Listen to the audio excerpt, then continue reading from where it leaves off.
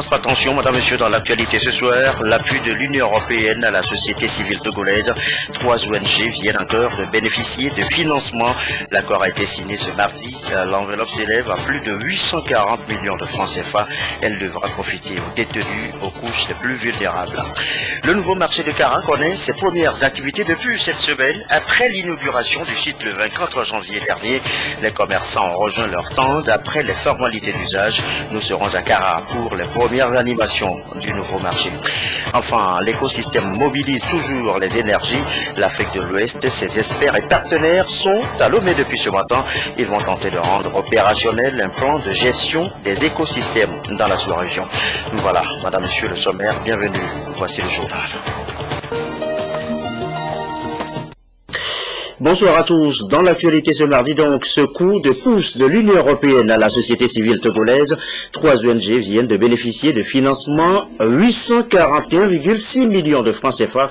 Eh bien, sur le coût global de l'enveloppe, elle devrait servir notamment à améliorer les conditions de vie des détenus. Les précisions, et sera Théo. L'enveloppe financière de l'Union européenne au profit des organisations de défense des droits de l'homme au Togo se chiffre à 841,6 millions de francs CFA répartis comme suit. 326,6 millions pour l'Union chrétienne des jeunes gens et 328 millions pour Handicap International.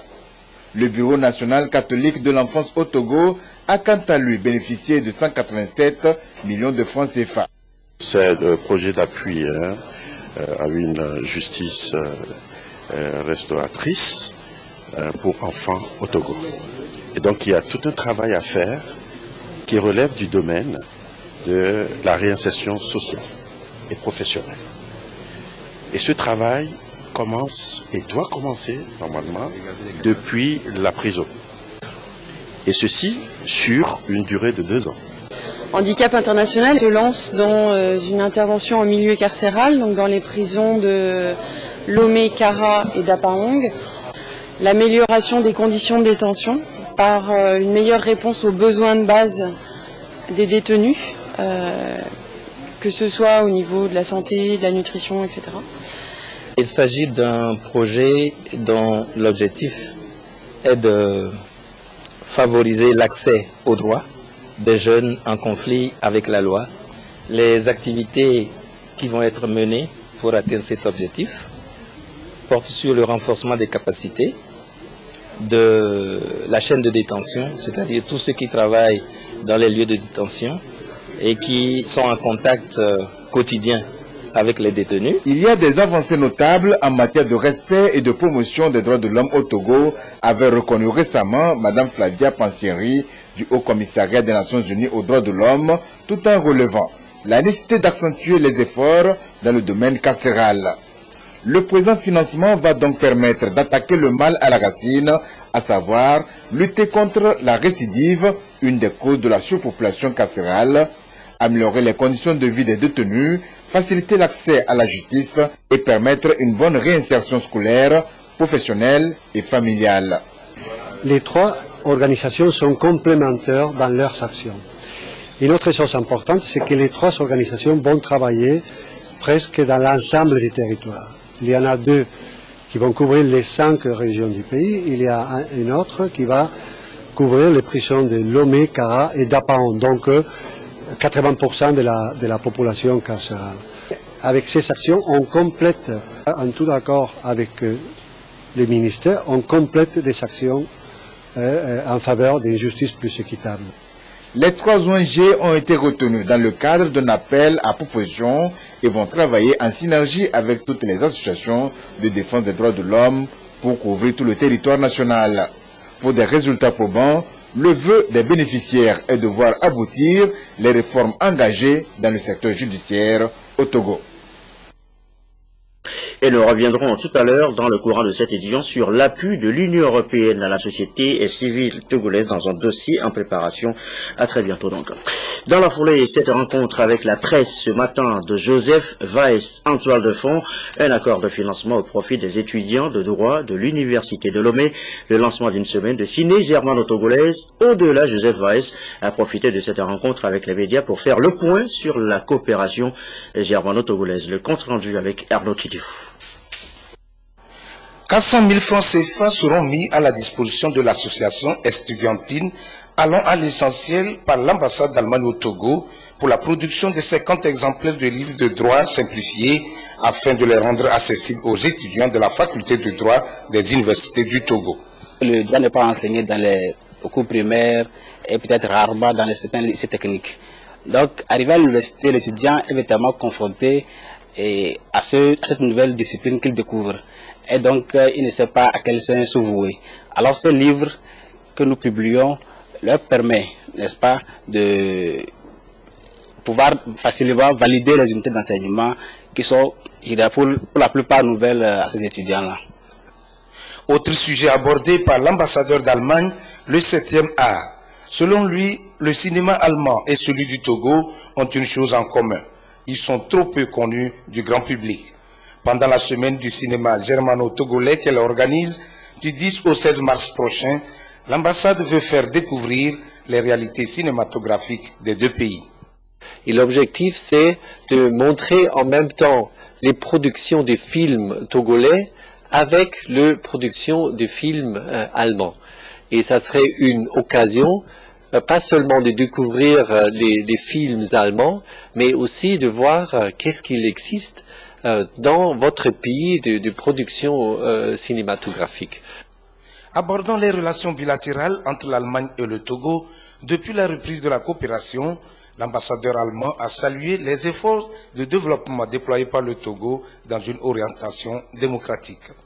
J'ai informé deux initiatives diplomatiques de la visite du ministre des Affaires étrangères et de la coopération togolais, M. Robert Doucet, en Allemagne, et les entretiens qu'il a eus avec deux de nos ministres. Et je vous ai expliqué à quel point ces rencontres sont importantes pour faire évoluer les choses. En été, il y aura un premier bilan de notre coopération. Et pour cet événement, c'est très bien et très important de s'échanger et de se concerter étroitement pour assurer le financement futur de notre coopération. Les pôles prioritaires des activités de coopération au Togo retenues par l'Allemagne sont la bonne gouvernance, la décentralisation, la formation professionnelle et l'emploi des jeunes, ainsi que le développement rural, y compris l'agriculture. À propos encore des étudiants, sachez que le programme Alodo vient de revoir les conditions d'octroi de bourse, ce qui a plutôt un soulagement, un appui à la direction des bourses et stages, de même que pour les étudiants eux-mêmes. Gérald Agoudou, Albertine Yakin.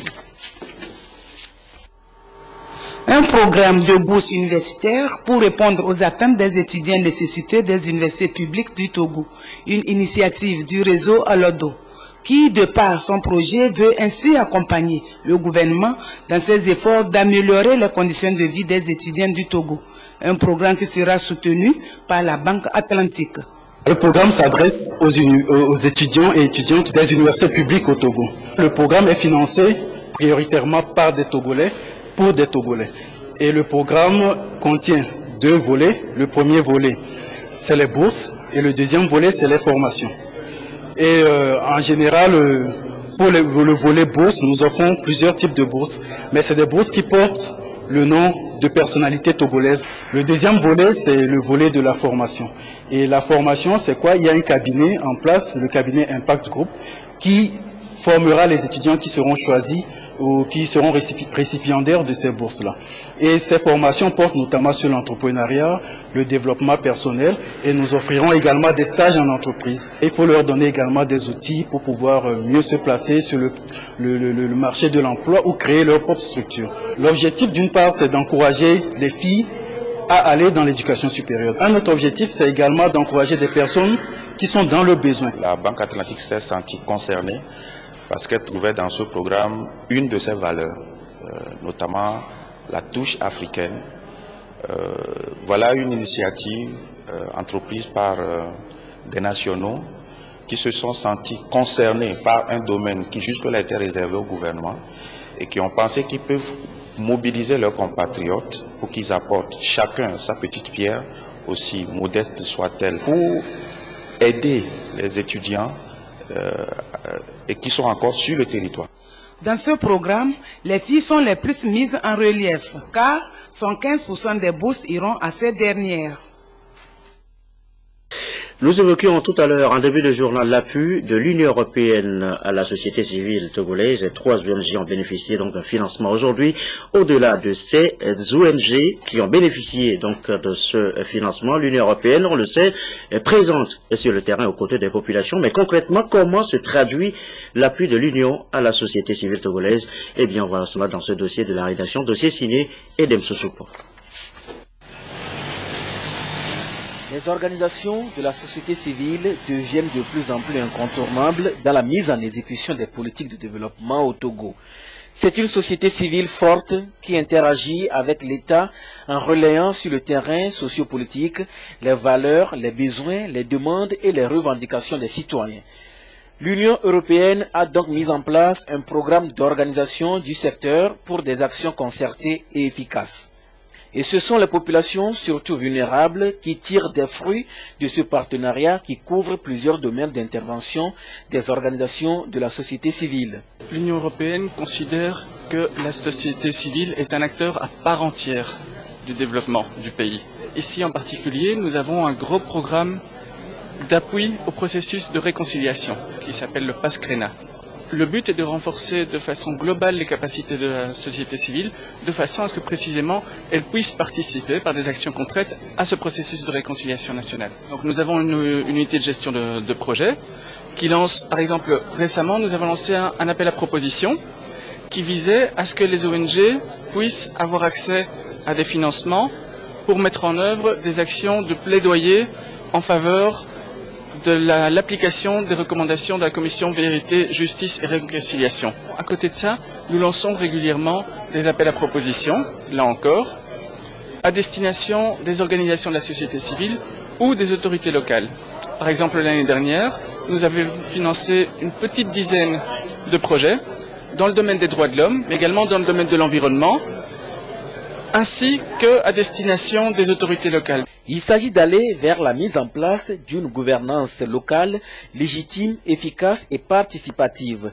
L'Union européenne intervient surtout dans la programmation et la mise en œuvre des projets humains durables. Un suivi rigoureux est effectué à travers un système de monitoring annuel mis en place. À un moment dans l'année, vous allez voir que l'Union européenne annonce qu'elle lance un programme dans tel ou tel domaine. Nous invitons les ONG à nous remettre une proposition. Nous faisons des formations qui expliquent les lignes directrices. Les directrices, c'est le document qui explique ce qu'on recherche des acteurs qui remettront un projet. Nous sommes tout à fait satisfaits de notre collaboration avec la société civile. Chaque projet a ses aléas. Le développement n'est pas une science exacte. Vous prévoyez de faire quelque chose, et puis la vie fait que les choses se passent autrement, mais on essaye de garder la ligne. Chaque fois où c'est nécessaire, nous essayons d'être flexibles, de pouvoir apporter des procédures souples qui permettent de s'adapter à la situation. Et bon an, mal an, je dois dire que les résultats sont tout à fait satisfaisants, comme ils le sont avec le gouvernement. Le programme d'appui à la société civile de l'Union européenne inclut, entre autres, des projets et actions directement liés aux questions des droits de l'homme, comme la réinsertion des détenus, l'accompagnement des jeunes et les droits des femmes. Il est 20h14. Direction maintenant Kara. La ville, vous le savez, a vu inaugurer depuis le 24 janvier dernier son nouveau marché, mais le remue-ménage des jours de marché n'a pas suivi immédiatement. Il fallait encore prendre quelques dispositions. Eh bien, c'est fait. Les commerçants ont donc commencé par rejoindre le stand ambiance sur place. Nestor Bozou et notre bureau à Kara. Certains continuent leur installation. D'autres l'ont déjà fait. Le nouveau marché de la ville de Kara se remplit peu à peu. À la suite de l'incendie qu'a connu l'ancien marché, le président de la République a instruit le gouvernement de trouver un site et construire dans les meilleurs délais un nouveau marché. 14 mois après le sinistre, le nouveau marché est opérationnel. La répartition est faite par article vendu. Donc nous avons 2 îlots pour les condiments et les légumes parce que c'est la partie la plus importante. Ensuite nous avons un autre îlot pour les céréales, un îlot pour l'alimentation générale, 2 îlots pour vestimentaire, prêt-à-porter, produits cosmétiques, puisque nous avions recensé auparavant les femmes par article vendu. Donc c'est au vu de ce recensement aussi qu'on a affecté les places. Dans la répartition des places, la direction du marché a été confrontée à des difficultés. La demande est plus forte que l'offre. La capacité d'un hangar étant de 624 places, nous avons essayé de trouver des places hors hangar et nous sommes arrivés à autour de 1700 places. Alors que les demandes que nous avions sont autour de 2500. Mais nous sommes en train d'aménager le complexe sportif dans l'intérieur duquel on va recueillir ceux qui n'ont pas encore trouvé de place, le temps de continuer les aménagements possibles. Pendant que certains poussent un ouf de soulagement, d'autres par contre ne savent pas encore à quelle sauce ils seront mangés. Nous venons de prendre place dans ce marché. Nous implorons Dieu pour que les activités ici soient plus florissantes que là où nous étions, pour nous faire oublier les souffrances que nous avons endurées. Que Dieu accompagne le président fort. Le marché en lui-même est magnifique, mais nous n'avons pas encore eu de place. On nous promet des places, mais franchement, nos esprits ne sont pas encore tranquilles. Pour le moment, le nouveau marché de Kara ne dispose pas de bâtiment principal. Les regards sont désormais tournés vers la construction de ce bâtiment. Et on vient de le voir sur ce nouveau site. Elles sont nombreuses, les femmes, à se bouger sur le nouveau site. Donc, ces femmes célébrent le 8 mars prochain. Dans quelques jours seulement, ce sera leur journée. Une journée placée sous le thème autonomisation économique de la femme. Est-ce une réalité aujourd'hui au Togo? On revient sur le sujet tout à l'heure. Autre sujet évoqué maintenant, la gestion et l'utilisation durable des écosystèmes forestiers. L'Afrique de l'Ouest se mobilise, partenaires et points focaux de 16 pays de la CEDEAO tentent à l'aube depuis ce matin de rendre opérationnel les plans de gestion. Les précisions de Aliou ou Rotitiri Apollinaire Katanga. Face aux enjeux liés à la dégradation de l'environnement dans l'espace CEDEAO, les pays membres optent pour des actions communes avec plus d'efficacité dans la lutte. La rencontre d'Abidjan de 2013 du comité interministériel s'est penchée sérieusement sur la question et a finalement validé le plan de convergence pour la gestion et l'utilisation durable des écosystèmes forestiers. Ce plan a fait du chemin eu égard aux résultats attendus. Aujourd'hui, il est question à Lomé de mobiliser les partenaires et les points focaux nationaux pour la mise en œuvre de ce plan. Nous sommes venus ici nous concerter avec nos partenaires au développement et tous les États membres pour vraiment mettre sur papier comment nous allons opérationnaliser le plan de convergence. Beaucoup d'écosystèmes sont des écosystèmes transfrontaliers. Il faut une coopération entre les États pour pouvoir le mettre en œuvre. Certaines activités concernent bien sûr la concertation entre les États pour pouvoir gérer à bien les écosystèmes partagés. Nous avons fait des avancées significatives. Notamment, il y a eu la mise en place du Fonds national de développement forestier. Il y a eu également, dans le cadre du projet FLEX de l'Union européenne, nous avons fait des concertations nationales pour la gestion durable des forêts. Et également, nous venons avec l'appui de la Banque mondiale, dans le cadre du projet intégré des catastrophes et des terres, lancer, disons, des avis pour les sous-projets communautaires. Donc c'est de vous dire que sur le plan national, il y a une certaine dynamique qui est en train de se créer. Les initiatives individuelles et isolées des pays de la zone ne sont pas très souvent porteuses, vu les menaces qui pèsent sur l'ensemble de l'écosystème africain, a rappelé le représentant du ministre de l'Environnement, qui a exhorté tous les experts présents à des réflexions profondes en vue de proposer des solutions durables. De même à Kara, la gestion des déchets plastiques constitue une préoccupation. Là aussi, la mobilisation est importante. ONG, administration publique et privée, associations de femmes et médias vont de concert dans la sensibilisation sur le sujet. De Kara, la correspondance de Nestor Boujou. Les emballages plastiques sont devenus envahissants, à telle enseigne que le gouvernement a dû prendre le 5 janvier 2011 le décret numéro 2011-003 PR fixant les modalités de leur gestion. Cette rencontre régionale de Kara s'inscrit dans le processus de mise en œuvre de ce décret. Elle est organisée à l'intention de l'administration publique, du secteur privé, des leaders communautaires, des organisations de femmes, des ONG et des médias. L'intérêt, c'est que le déchet plastique, si on ne l'élimine pas, il peut rester pendant 400 ans sans être détruit. Et pendant cette période, ça veut dire qu'il empêche l'infiltration de l'eau dans le sol.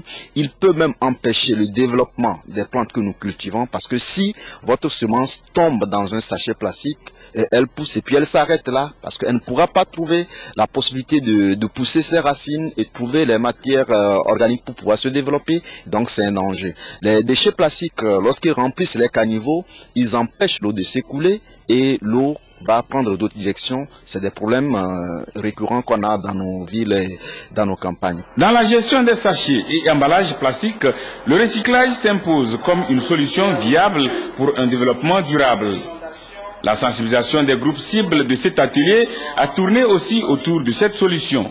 Le recyclage, c'est une activité génératrice de revenus que les initiatives privées peuvent organiser et c'est-à-dire trouver une solution à leurs problèmes financiers. Aujourd'hui, les déchets plastiques peuvent être transformés en granules qui sont encore une matière première à utiliser comme matière première plastique pour fabriquer aussi bien les sachets plastiques que tout autre objet plastique.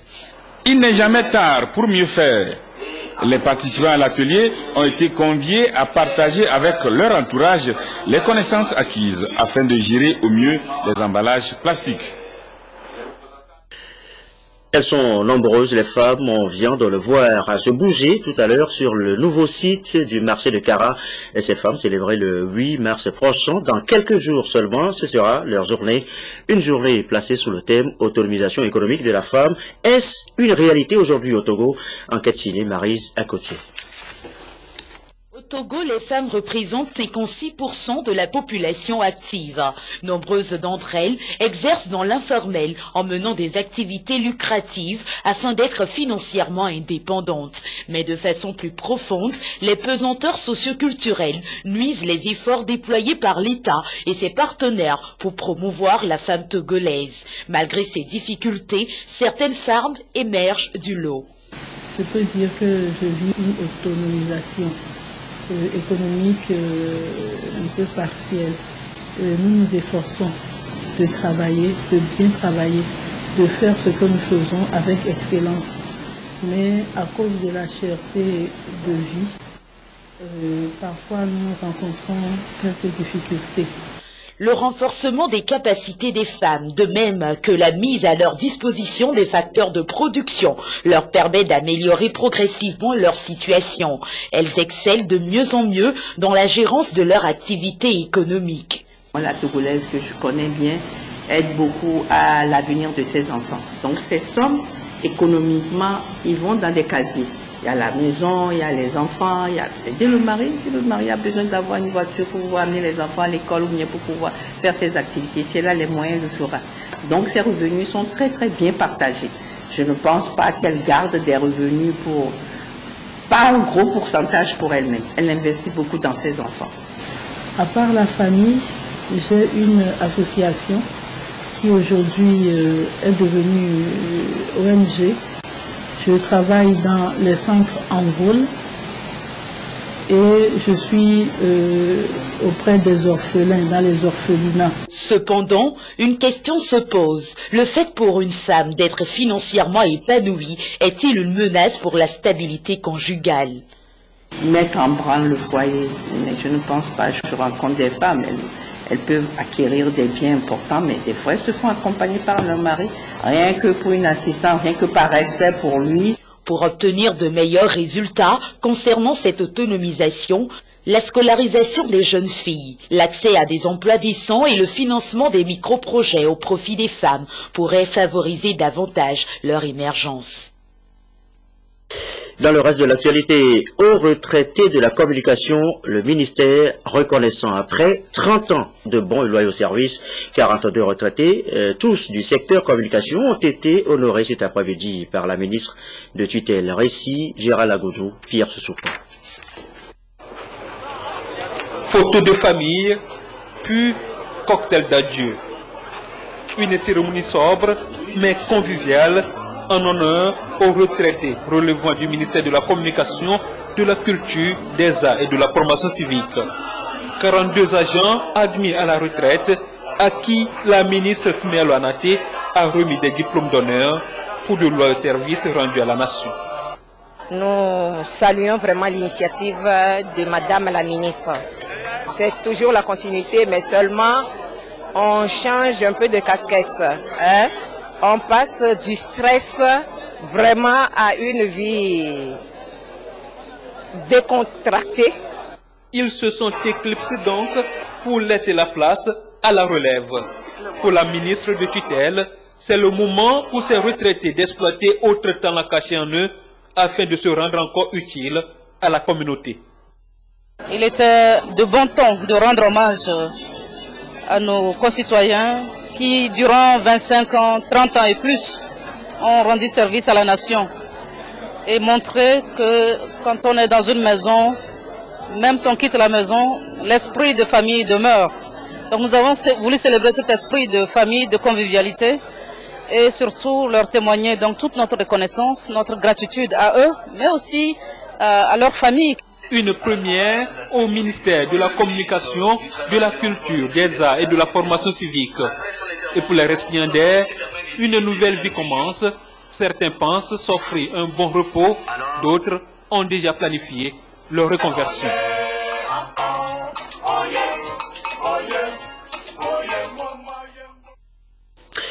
À signaler également dans l'actualité ce mardi ce don de matériel médical au CHR de Kara, Tomdé, la semaine dernière, don de l'association Cité francophone La Rochelle et Pharmacie humanitaire internationale. Le compte rendu de Nestor Roujou à Kara. Un nouveau partenaire pour le centre hospitalier régional de Kara Tomdé. Ce partenaire, basé en France, se nomme Cité francophone La Rochelle et Pharmacie humanitaire internationale. Au premier contact, l'association est arrivée les bras chargés de matériel médical pour l'hôpital. Mon association est une association humanitaire qui récupère du matériel médico et scolaire pour leur donner une nouvelle vie. Voilà, c'est dans ce cadre que j'ai ramené plein de choses à cet hôpital, qui est la première fois que je suis venu. Vous trouverez des lits médicaux, des déambulateurs, des chaînes roulantes, il y a plein de choses, des cannes, il y a plein de choses. Ce partenariat a été noué grâce à une ancienne patiente du CHR Kara Tomdé. Je savais depuis des années qu'il venait faire des dons et ça se résumait souvent à la capitale. C'est à Lomé que les choses sont réceptionnées pour la plupart du temps. J'ai insisté à ce que cette année, que la région de la Kara aussi puisse en profiter. Nous avons bénéficié donc d'un lot de matériel qui va nous aider à améliorer la prise en charge des patients et à offrir des soins de qualité. Le préfet de la COSA, le colonel Badiba Oubakali, a joint sa voix à celle du directeur du CHR Kara Tomdé pour remercier l'association Cité francophone La Rochelle et Pharmacie humanitaire internationale pour ce don de grande portée sociale. L'actualité en quelques mots avant de refermer cette édition. Près de 2000 personnes ont pris part hier lundi à Londres à une cérémonie en hommage à l'ancien président Nelson Mandela, décédé en décembre dernier. Des chants sud-africains ont résonné dans l'abbaye du Westminster en présence du Premier ministre britannique David Cameron et de l'archevêque sud-africain Desmond Tutu. Le vice-président sud-africain Galéman Motlanthe a rendu un vibrant hommage aux militants de la lutte contre l'apartheid. Une plaque commémorative sera sera installé dans l'abbaye cette année à l'honneur de Nelson Mandela. Ce communiqué, le ministère du Développement à la base de l'artisanat, de la jeunesse et de l'emploi des jeunes communique. Le Fonds d'appui aux initiatives économiques des jeunes, FAEJ, lance un appel à candidature pour la formation en technique de création et de gestion de micro-entreprises du 24 au 31 mars 2014 à l'intention des 500 jeunes désireux de créer leur propre entreprise. La formation se déroulera par vague de 100. Les candidats seront admis à l'issue d'un test de présélection qui aura lieu le lundi 17 mars 2014. Ceux dont l'âge est compris entre 18 et 29 ans seront éligibles à la subvention de la Confégès. Les autres seront soumis au processus de sélection du dispositif d'appui technique et financier du FAEJ. Les conditions à remplir sont à consulter dans le quotidien national Togo Presse. Fin de cette édition. En rappel, sachez que l'Union européenne apporte son soutien à la société civile togolaise à travers une convention de financement dont 3 ONG sont bénéficiaires ce mardi. L'enveloppe s'élève à plus de 840 millions de francs CFA, une aide en faveur des détenus. La météo dans un instant avec les prévisions du soir. Cléo Sabine Poco dans un instant. À suivre également sur notre antenne ce soir, le magazine Santé d'abord. Carole Peto à Fangbeji et son invité nous parle du cancer de la prostate. À suivre à partir de 20h45. Merci à vous qui nous suivez ce soir à Londres, en Angleterre, sur la télévision togolaise et comme d'habitude, toujours fidèlement. Excellente fin de soirée chez vous.